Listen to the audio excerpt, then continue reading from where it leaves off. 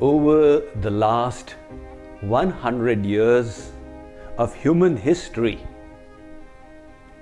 the number of millionaires on the planet Earth has increased 1,000-fold.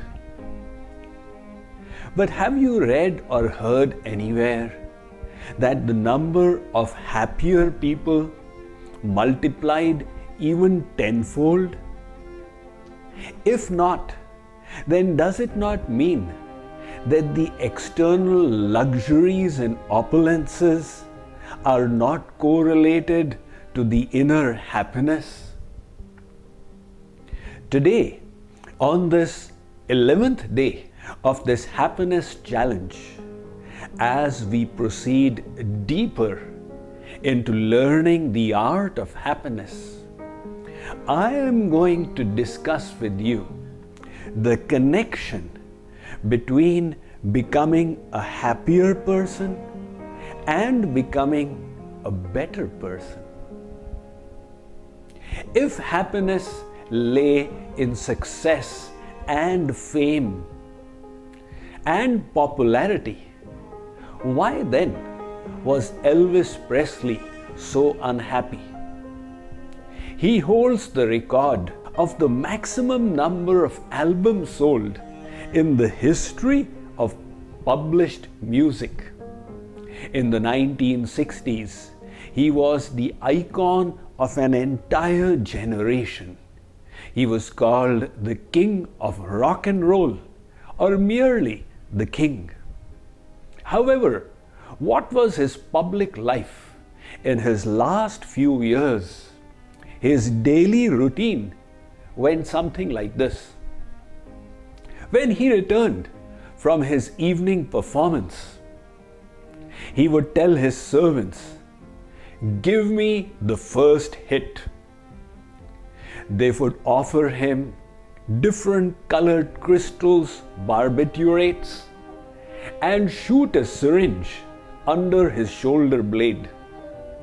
He would just revive himself in time to go for his public performance with the help of chemicals. And when he returned, the same routine would repeat itself.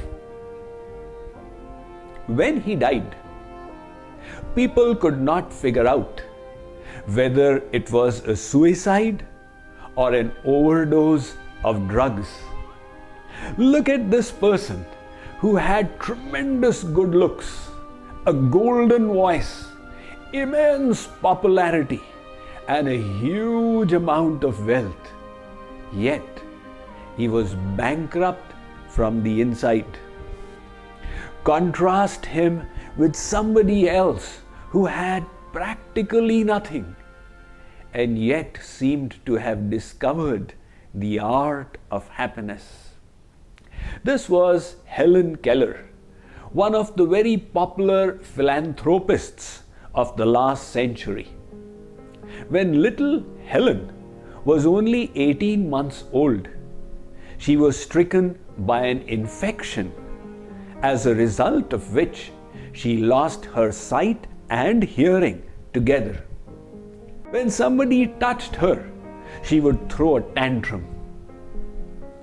When she became 6 years old, her mother took her to a nearby school for the physically challenged. Anne Sullivan, the principal of that school, touched little Helen and she threw a tantrum as usual. Anne Sullivan told her mother, "Leave her here tonight. I will try to communicate with her." And then placed little Helen's hand under a water faucet, and on the other hand, she wrote the letters water. All of a sudden, a light went on in Helen's mind.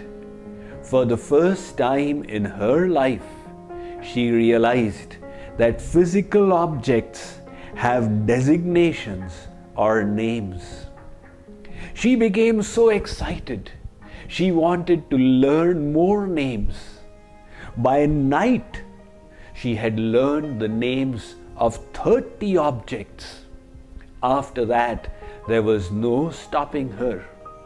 She grew up and started reading books through Braille language for the blind. She took admission in the women's wing of Harvard called Radcliffe College. She started touring and serving humankind, but she was still not satisfied. She wanted to give lectures. So while Anne Sullivan spoke, Helen, through kinesthetics, understood how she was moving her throat and lips, and miraculously she was able to replicate those sounds. She started traveling the world, giving lectures, and died at the ripe age of 87. She said at the end of her life, "This world has been so beautiful. I have enjoyed every moment of my life." Now contrast Helen Keller with Elvis Presley. What did Helen have that Elvis Presley did not?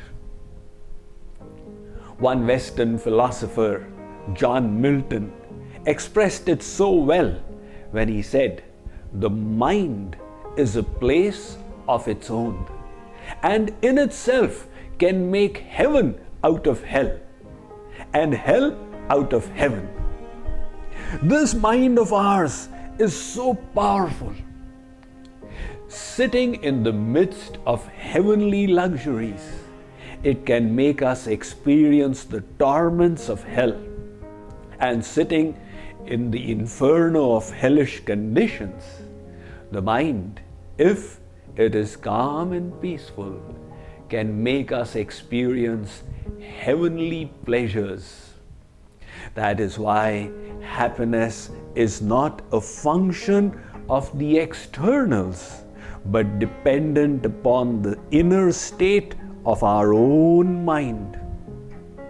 Think about this today, and think about how so many people are rushing for external enhancement in the illusion that it will bring them happiness, while actually they are merely chasing a mirage.